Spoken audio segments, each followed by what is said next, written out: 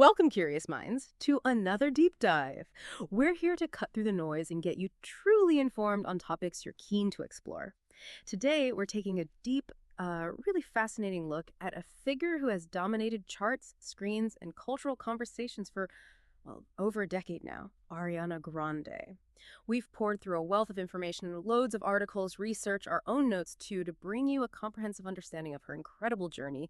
And this isn't just going to be a chronological list of achievements, it's more an exploration of the pivotal moments that shaped her, the records she didn't just break, but absolutely shattered. And also the surprising way she's influenced music, business, and even, social discourse. Indeed. And what's truly insightful here isn't solely her extraordinary vocal talent, though obviously that's huge. It's also the strategic evolution of her artistry, her groundbreaking impact on the modern streaming landscape, which you really can't overstate. And also how she's navigated intense public scrutiny while somehow maintaining this powerful sense of authenticity. So we're going to dissect her trajectory, connect the dots between her creative choices and her commercial juggernaut status, and uncover why she's rightly considered one of the most influential artists of our era. Exactly. So settle in and get ready to discover the surprising facts and key insights behind the phenomenon that is Ariana Grande Butera. Our mission today is to give you that shortcut, that real deep understanding to being truly well-informed about an artist who has profoundly made her mark. Okay, let's unpack this then. Even at a very young age, it seems abundantly clear that Ariana Grande Butera was, well, destined for the stage. Born June 26, 1993, in Boca Raton, Florida. And she comes from a family with pretty strong entrepreneurial spirit, right? Oh, absolutely. Her mother, Joan Grande, is the CEO of Host McCann Communications. It's a marine communications equipment company, been in the family since '64. And her father, Edward Butera, owned a graphic design firm. So, yeah, definitely that background. And she's got Italian heritage, Sicilian and Abruzzer's roots, plus an older half-brother, Frankie Grande, who's also pretty well known as an entertainer. Right. Her parents separated when she was quite young, maybe 8 or 9. But she had this really close bond with her maternal grandmother, Marjorie Grande, who everyone knows as Nana. Yeah, Nana's a legend. Okay, so her early performance experiences, they weren't just like school plays. They were incredibly diverse. Get this. At just 8 years old, she sang the Star-Spangled Banner at a Florida Panthers hockey game. 8. Incredible. And not just a one-off. She was deep into community theater, too, with the Fort Lauderdale Children's Theater. She played the title role in Annie, which is demanding, plus roles in The Wizard of Oz, Beauty and the Beast. Wow, but it wasn't all formal stuff either. She was singing in karaoke lounges on cruise ships. Yeah, and performing with actual orchestras, South Florida's Philharmonic, the Florida Sunshine Pops. So you see, this wasn't just a kid with a good voice. This was someone actively, deeply cultivating their craft from day one. That's a really good way to put it. It shows that foundation was solid. Exactly. The real insight from those early years isn't just the talent, it's the deliberate cultivation, like you said. Those varied experiences, formal theater, cruise ships, orchestras, they forged this unique adaptability and stage presence. You can see how that early exposure influenced her later vocal style, her comfort on stage. It really prepared her for the pivots later in her career. Right. It wasn't just a sudden thing. It was built over years. It establishes that performing was fundamental to her, not just some passing interest. Absolutely. And that passion, specifically for music, was incredibly focused from early on. As a teenager, she moves to Los Angeles. She's just 14, meeting with managers, and her vision is already laser sharp. She tells them she wants to record an R&B album. At 14, can you imagine being the manager hearing that pitch? Right. Predictably, there was skepticism. Managers were apparently like, who's going to buy a 14-year-old's R&B album? Yeah, not exactly the standard path. But that dream, that specific sound she wanted, it just stuck with her.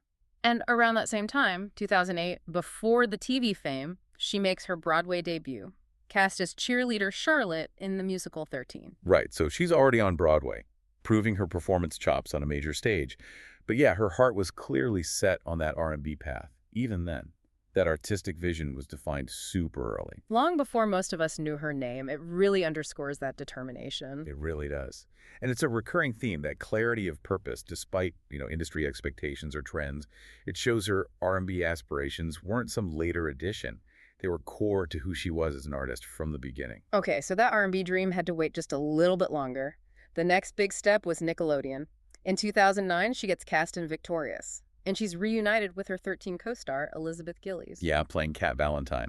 That character became iconic. The show ran from 2010 to 2013. And playing Kat, the adorably dim-witted character as they described her, it came with challenges like the hair dye. Oh, the red hair. She had to dye it constantly, like every other week. That was major damage. She's spoken about that. I bet. But the show is huge. Premiered in March 2010 to 5.7 million viewers. That's massive. Absolutely. Instant teen idol status pretty much overnight. But even with all that TV success, music was still #1 for her. She explicitly said, acting is fun, but music has always been first and foremost with me. And she backed that up. Started working on her debut album in August 2010, right after Victoria's Season 1 finished filming. And she was smart about it, using YouTube, uploading covers of Adele, Whitney, Mariah Carey, her idols. Right, and that's what got her noticed by Republic Records. A friend of the CEO, Monty Libman, saw one of those videos. Incredible. Shows the power of putting yourself out there. Definitely. And she kept busy with Nickelodeon beyond Victoria's, too. Voice work, other small roles. Yeah, Snowflake, The White Gorilla, Winx Club, starred in a Snow White Christmas panto, the TV movie Swindle. And when Victoria's ended, Kat Valentine lived on in the spin-off, Sam and Cat. Right, with Jeanette McCurdy. Yeah. That character was just too popular to let go. So if you step back and look at this period, it's really a masterclass in strategy. She used that huge Nickelodeon platform to build an audience, a massive young fan base. While simultaneously kind of behind the scenes. Exactly, diligently working towards her primary goal. Music. It gave her recognition, prepared her for the public eye. Even with the tough stuff like the hair dyeing, it showed commitment. Totally, a commitment to her real passion, even amidst that whirlwind of TV fame. Okay, now this next chapter, this is where things really shift into high gear musically. That R&B album she dreamt of at 14, it finally happened. August 30, 2013, Yours Truly drops. And it wasn't just like a respectable debut, it was massive. Straight to #1 of the Billboard 200. Yeah, 138,000 copies first week. That's a huge statement for a debut, and it charted top 10 internationally, too. And the sound. That retro-inspired pop and R&B, the 50s doo-wop influence, it was so distinct. Very much her own thing, right from the start. The lead single, The Way, featuring Mac Miller. Instant hit. Debuted top 10 on the Hot 100, peaked at #9. That song really announced her arrival as a serious vocalist. Totally shifted the perception from TV star to music artist. And there were other great singles, too. Baby I, right there, with Big Sean. Though The Way did have that lawsuit attached to it, the one from Minor Music over a lyric sample. Right, that's true. Small bump in the road. But she also dropped the Christmas Kisses EP later that year. Keeping the momentum going. But Yours Truly was the main event. It was that declaration. She was here. R&B-infused pop, incredible voice. Yeah, the comparisons to Mariah Carey started almost immediately. And understandably so. Given the vocal range and the R&B leaning, it marked that critical pivot, a clear statement of artistic identity. And she didn't waste any time building on it. Less than a year later, August 2014, My Everything Comes Out. Another #1 debut on the Billboard 200. 169,000 copies first week. Just solidified her power. And this album showed more versatility, didn't it? Exploring EDM, dance pop, electro sounds. Absolutely. She wasn't just sticking to one formula. And the lead single, Problem with Iggy Azalea. Just wow. Total monster hit.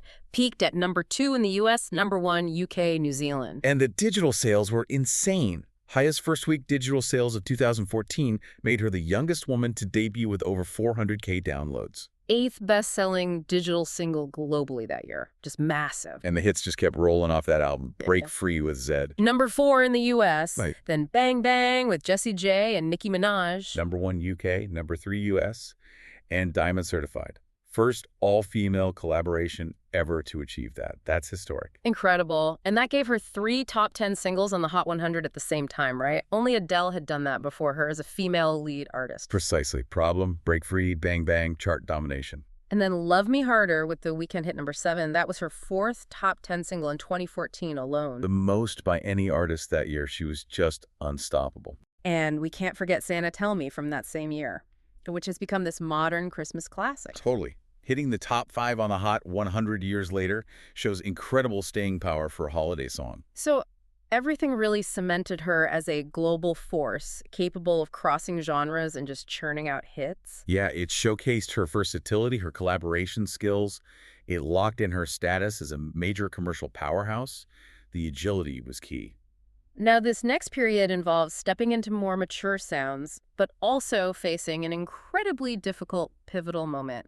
She started recording Dangerous Woman, her third album, in 2015. It was originally called Moonlight. Right. The initial lead single was Focus, which hit the top 10, but then they pivoted to the title track, Dangerous Woman. And Dangerous Woman also debuted in the top 10, Right. making her the first artist ever to have the lead single from their first 3 albums debut top 10. That consistency is just remarkable. And her SNL hosting gig around that time was fantastic. Oh yeah, she killed it. The impressions Whitney, Celine, Britney were amazing, plus performing Dangerous Woman and Be Alright. Showcased her range, musically and comedically. The album itself debuted at number 2 on Billboard, number 1 elsewhere. Got a Grammy nom too. Yeah, best pop vocal album. And Side to Side with Nicki Minaj was another huge hit from it, her 8th top 10. But then, May 22, 2017, the Manchester Arena bombing. Yeah, a horrific tragedy at her concert. 22 people killed, hundreds injured, just unthinkable. She immediately suspended the tour, understandably. Yeah. But her response was extraordinary. The One Love Manchester benefit concert, just 2 weeks later, June 4th. Bringing together artists like Liam Gallagher, Justin Bieber, Katy Perry, Miley Cyrus, it was such a powerful statement of unity and resilience. And it raised $23 million for the victims and families, an incredible amount. The city named her their first honorary citizen. She even reportedly turned down a damehood, feeling it was too soon. Wow, she handled an unimaginable situation with such grace and strength. The tour resumed later that summer. That moment, Manchester, it transcends music. It raises that important question about artistry and responsibility. Her response wasn't just charity. It was profound solidarity, healing, leadership under the worst possible pressure. Absolutely. It cemented her place as more than just an entertainer. She became a symbol of compassion for many. And following that trauma, you really see her channeling that vulnerability into her next musical phase. Right, Sweetener. She'd started working on it with Pharrell Williams back in 2016. The lead single, No Tears Left to Cry, came out in April 2018. Such a powerful, uplifting return. And it debuted at number 3 on the Hot 100, extending that incredible record lead single from her first 4 albums debuting top 10. Only artist ever. Sweetener itself debuted at number 1, got rave reviews, and it won her first Grammy. Yes, best pop vocal album. A huge moment. God is a Woman was another top 10 hit from it too. And 9 songs from the album charted simultaneously on the Hot 100. Shows the depth of the record. Plus the docuseries, Dangerous Woman Diaries, gave insight into the tour, making Sweetener, and yeah, processing Manchester. But then came Thank You next, and this felt like a whole different level of control and raw honesty. Oh, completely. November 2018, she just drops the single Thank You Next, completely unannounced. And it exploded. Instantly. Yeah. Debuted at number 1 on the Hot 100, her first U.S. chart topper. Spent 7 weeks there. Certified 8X Platinum now. It was a cultural phenomena. The music video, too, broke YouTube records, most watched in 24 hours, fastest to 100M views on Vivo. Spotify records, too. Fastest to 100M streams, most streams for a female artist in 24 hours. Until she broke that herself with 7 Rings. Right, 7 Rings, January 2019.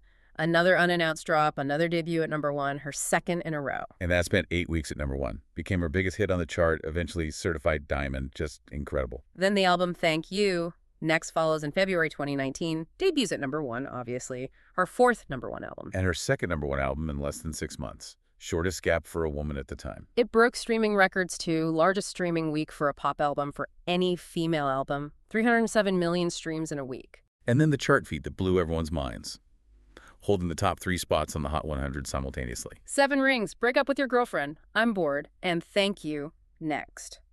First solo artist since the Beatles in '64 to do that. Unreal. Plus, she broke the record for most simultaneous top 40 hits for a female artist, with 11 tracks charting. Yeah, Thank You next wasn't just music, it was a cultural moment. The candor, the release strategy. She was absolutely paving her own way. It was a masterclass, truly. Transforming personal pain into relatable anthems, taking control of the narrative, disrupting the industry norms. It showed a new level of artistic maturity and business savvy. And that momentum carried right into 2019 and 2020, where she really solidified her status as this go-to collaborator. Yeah, first co-exec producing the Charlie's Angels soundtrack in 2019. And releasing Boyfriend with Social House, which topped the Rolling Stone chart for women. Then 2020 was just hit after hit with collaborations. Stuck With You with Justin Bieber in May. A charity single for COVID relief, which was great, and it debuted at number 1 on the Hot 100. Making her the first artist whose first 3 number 1s all debuted at the top. That's a crazy stat. It really is. And then just weeks later, she's on Lady Gaga's Rain on Me. Which also debuted at #1, breaking the record again for most #1 debuts. And they won a Grammy for it. Best pop duo group performance. Just stacking up the accolades. Then, October 2020, her 6th album, Positions. Another #1 debut on the Billboard 200. Her 5th. And that set another record fastest accumulation of 3 #1 albums by a woman. The title track, Positions, also debuted atop the Hot 100, her 5th chart topper. Which made her the first artist ever to have 5 #1 debuts on the Hot 100. And the first whose first 5 #1s all debuted at the top. She just kept rewriting the record books. Wild. And 34 plus 35 became a huge hit too, especially the remix with Doja Cat and Megan Thee Stallion. Reached #2. And she even replaced herself in #1 on the Pop Airplay chart and held the top 2 spots solo. Unprecedented stuff. So this period really shows her not just as a solo star, but as someone who elevates every project she joins. Absolutely. Her consistent record-breaking debuts demonstrate this unparalleled commercial appeal, this ability to connect instantly with a massive audience. She's a hitmaker, solo or collaborating. And this latest chapter, it shows Ariana evolving yet again, musically, professionally, embracing new sounds, and circling back to acting. Right, starting with the Save Your Tears remix with The Weeknd in April 2021. Another #1 on the Hot 100 and the Global 200 made her the first woman with multiple #1s on that global chart. And that collab tied her with Paul McCartney, only artist with 3 #1 duets on the Hot 100. Incredible company. Then, March 2024, Eternal Sunshine, her 7th album. And this felt like a fresh direction. Definitely. Her first real deep dive into dance and house music influences. And it was met with universal acclaim. Critics called it one of her most mature, sophisticated records. The lead single, Yes and. Debuted at #1, Hot 100, and Global 200. Keeping the streak alive. And the second single, We Can't Be Friends, Wait for Your Love, also debuted at #1. Which gave her the record for the woman with the most Hot 100 #1 debuts, 7 now. And with Eternal Sunshine and Thank You, next, she's the first woman with 2 albums to produce multiple #1 single debuts. Yeah. Just wow. The consistency is staggering. But alongside this musical shift, she also signaled a focus shift towards acting. Right.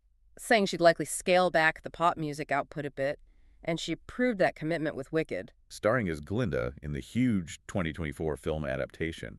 And she got incredible reviews, even an Oscar nomination. Yeah. And she was credited as Ariana Grande Butera for the film, which was a nice touch, linking back to when she first saw the show as a kid. Took extensive acting and singing lessons for it, too. Really dedicated herself to the role. And the film was a massive success, right? Highest grossing musical adaptation ever. Over $750 million worldwide. Huge. And her SNL hosting gig to promote it got the show its best ratings in years. And then she released the deluxe Eternal Sunshine with a short film, her directorial debut. It really shows this evolution into a multifaceted artist. Pop star, acclaimed actress, now director. It's not your typical pop star trajectory at all. No, it's a strategic diversification. Leveraging that early theater background, showing real artistic growth beyond just music. It suggests a more mature, self-directed artist defining her own path, moving beyond expectations. So beyond the charts and the acting, let's dig into her artistry itself.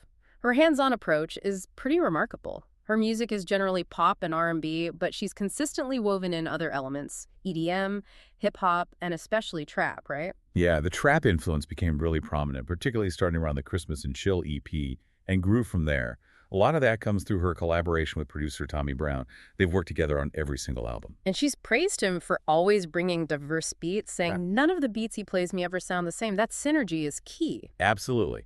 But what really sets her apart is her level of creative control and technical involvement. This is fascinating. She actually learned to sound engineer and produce her own vocals. Yes, because she loves being hands-on, and apparently it was Mac Miller who first taught her Pro Tools, the recording software. Wow, that's a great detail. And her collaborators noticed this deep involvement. Right. Songwriter Justin Tranter talked about being inspired by how engaged she is, from the writing to the vision to the storytelling and to even engineering and comping her own vocals. So she's not just showing up to sing, she's deeply involved in crafting the whole sound. Exactly. That level of creative control is crucial. It ensures her artistic vision stays consistent, even as she explores different genres. She's an architect of her sound. And then there's the voice itself. It's legendary, described as a soprano. With a 4-octave vocal range, apparently. And that whistle registers those incredibly high notes she can hit. Yeah, the comparisons to Mariah Carey have been there from the start, mainly because of that range and control. BBC News called her one of pop's most intriguing and gifted singers with unrivaled vocal control. John Pareles at the New York Times had a great description. Her voice can be silky, breathy, or cutting, always supple and airborne, never forced. Shows the versatility. And her main influences are exactly who you'd expect. Mariah Carey, her favorite human being on the planet, she said. And Whitney Houston. Two absolute titans. Plus others like Destiny's Child, Celine Dion, Christina Aguilera, even Madonna for paving the way. And Judy Garland, interestingly, for her storytelling through song. Yeah, shows an appreciation for emotional delivery, not just technique. Now, there was some criticism early on about her enunciation, right? There was, yeah, something she acknowledged and said she worked on. And critics definitely noted improvement, especially on Eternal Sunshine, attributing it partly to the intense vocal training for Wicked. Right. It shows the continuous dedication to refining her instrument, even after achieving massive success. Her voice is central to everything. And not just vocal influences, though. Musically, she cited others like India Arie, whose music makes her feel like everything is going to be okay. And Brandy Norwood for her incredibly on-point riffs. And Imogen Heap is a huge one for her, right? Yeah. Called Heap her favorite musician, praised her intricate song structure. That eclectic taste definitely informs her own willingness to experiment. But here's a really key insight into her strategic thinking, her independence. She talked about rappers' release strategies. Yes, this is fascinating. She admired how rappers could just drop music unexpectedly. She told Billboard she felt pop women were held to different, stricter standards than men. Bruh, I just want to drop music the way these boys do. That was her quote. And that directly led to the surprise release of Thank You Next. Exactly. The Ringer called it more of a Drake move than an Ariana Grande move at the time. It was a deliberate choice to challenge those traditional pop rollouts, take control of her narrative. It shows a really savvy understanding of the modern music landscape and a strong desire for creative autonomy. Not just following the rules, but changing them. Okay, let's talk about her public image. Her style evolution alone has been really interesting to watch. Definitely. Early on, she cited Audrey Hepburn as an influence. More modest, age-appropriate, as some described it. But she later said she found that a little boring, right? And started drawing from 50s, 60s actresses like Anne Margaret, Nancy Sinatra, Marilyn Monroe. Yeah, by 2014, there was a clear shift. She embraced the short skirts, crop tops, the signature knee-high boots for performances. And the playful stuff, too. The cat ears, the bunny ears sometimes, the oversized hoodies. But nothing became more iconic than the high ponytail. The ponytail, it's almost its own entity. Gets more attention than anything else she wears sometimes. And the backstory is interesting, too. It wasn't just a style choice initially. Right, because of all the red hair dye for Victoria's damaging her hair so badly. She started wearing extensions and defaulted to the ponytail to manage it while her hair recovered. It became her signature look out of necessity almost. And now it's instantly recognizable, copied everywhere. It really tracks her journey from teen star to confident woman. And navigating public scrutiny has been a constant part of that journey. She learned to manage her image pretty effectively over time. Back in 2014, there were those reports about alleged diva behavior being impolite, which she shut down as weird, inaccurate depictions, saying she wouldn't let others control her image, setting a boundary early on. Then came the Donut Gate incident in 2015. That was memorable. Yeah, the security footage of her licking donuts and saying, "I hate Americans." Yeah. Not her finest moment. She apologized quickly, first linking it to concerns about obesity, then a more direct video apology for behaving poorly. And she handled it with some humor later, parodying it on SNL. Smart way to try to move past it. It shows growth.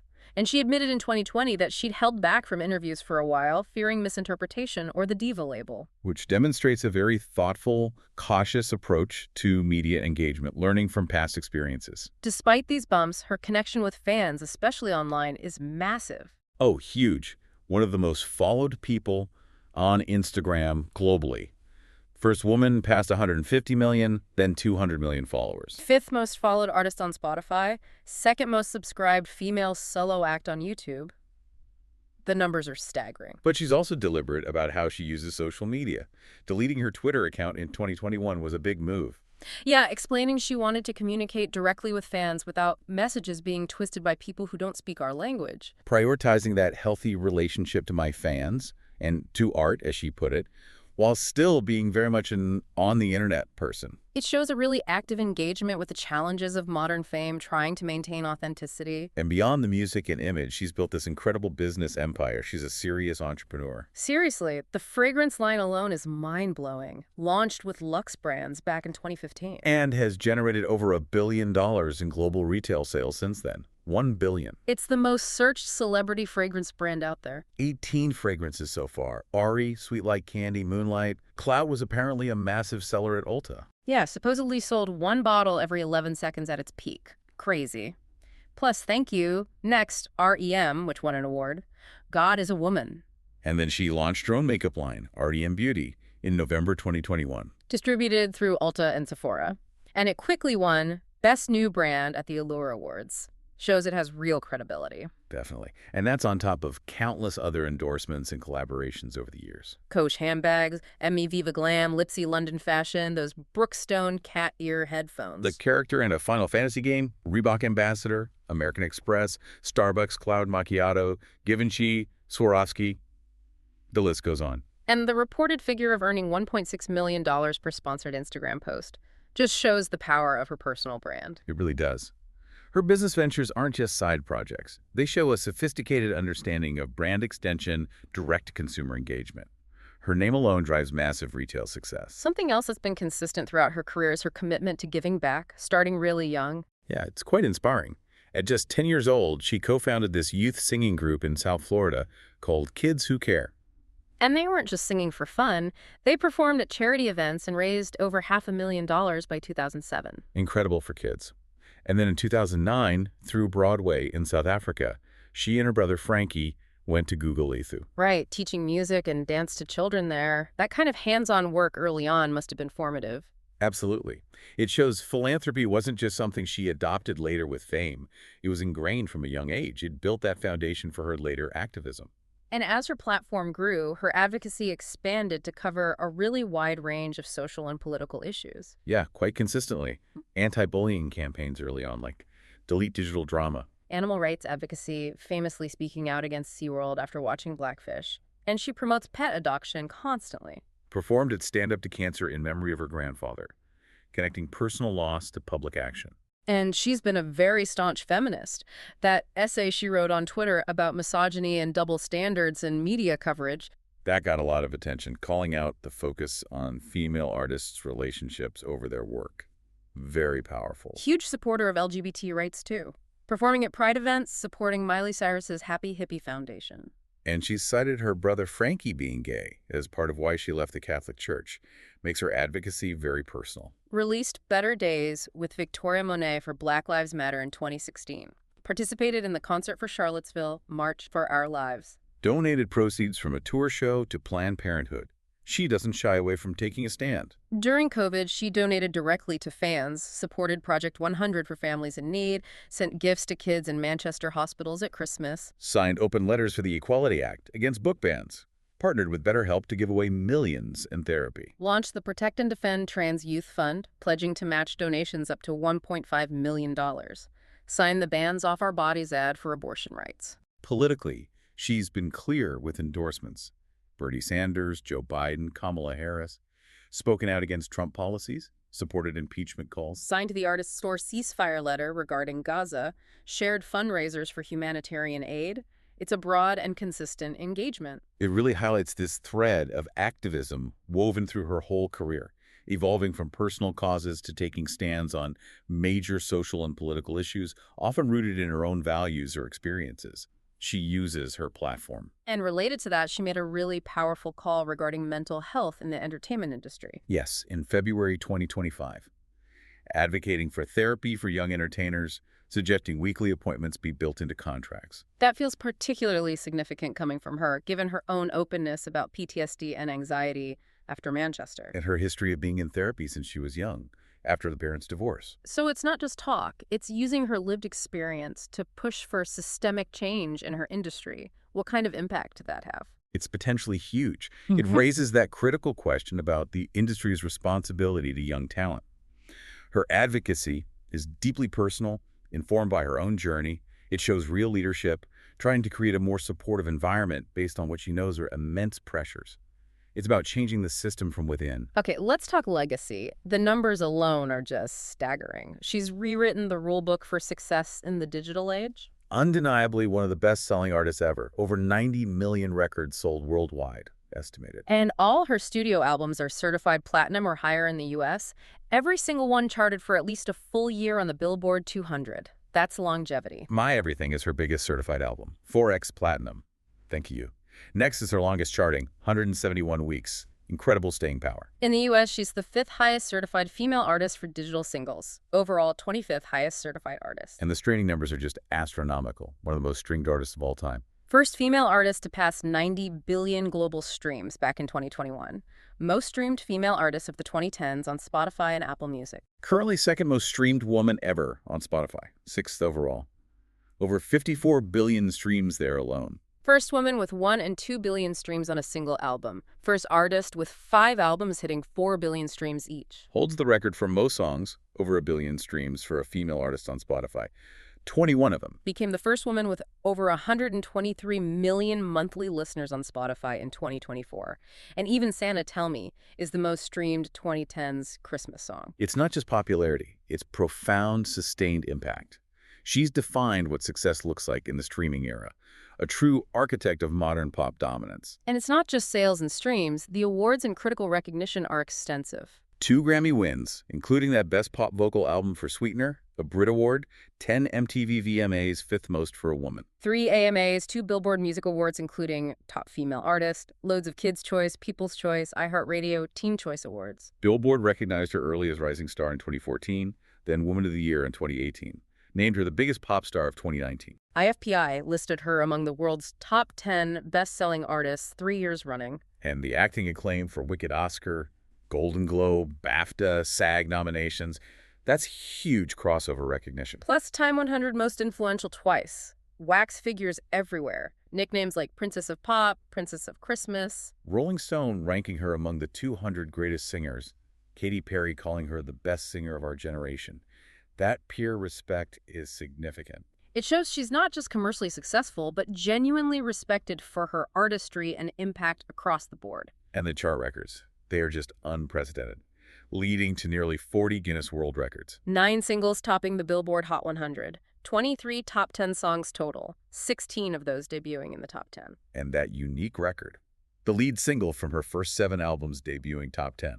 No one else has done that. First artist whose first 5 #1s debuted at the top, broke the record for most #1 debuts overall. First female artist to top the Global 200, Global X-Lorries OS, and Hot 100 all at once. Tied the Beatles' record by holding the top 3 spots on the Hot 100 simultaneously. Surpassed Paul McCartney for most #1 duets. 4th woman with the most Hot 100 entries ever. Tied with Taylor Swift for most #1 debuts. The Guinness records cover everything. Spotify records, fastest UK chart tricks, replacing herself at #1. It's relentless. This isn't just hitting milestones, it's fundamentally altering the record books. A testament to her talent, strategy, and connection with a massive global audience. And finally, the ultimate validation, perhaps, influencing other artists. Right. When your peers, especially successful ones, cite you as an inspiration, that speaks volumes. And the list is impressive and diverse. Billie Eilish, Chappell Roan, Charlie Puth, Madison Beer, Meghan Trainor, Troye Sivan, Zara Larsson. even Jungkook from BTS, Lana Del Rey. It spans genres and styles. It shows her reach extends far beyond her own fan base, impacting the sound and approach of the next wave of musicians. That's a powerful legacy. Hashtag tag outro. So wrapping this all up, what does it all mean? From those early Boca Raton performances to shattering global records and starring in huge films, Ariana Grande's journey is just this incredible story of consistent talent, yes, but also strategic evolution. Yeah. And this unwavering commitment to her craft and also to her values. She's clearly more than just a pop star. She's a sharp businesswoman, a vocal advocate, a true powerhouse in modern entertainment, always redefining things. Absolutely. We've seen how she's constantly pushed artistic boundaries, rewritten the rules of commercial success in the streaming age, and used her massive platform for real social impact. Her story really makes you think critically about what celebrity means today and the power an artist has to shape not just music, but culture itself. through her choices, her control, her advocacy. So as you reflect on this incredible, really multifaceted career, we'll leave you with this provocative thought to mull over. In this constantly changing media landscape, what new boundaries might an artist like Ariana Grande, with this unique mix of vocal mastery, business drive, and deep social engagement, explore next? And how might that continue to redefine what we even mean by the term superstar? Thank you for diving deep with us today. We really hope you feel truly well informed.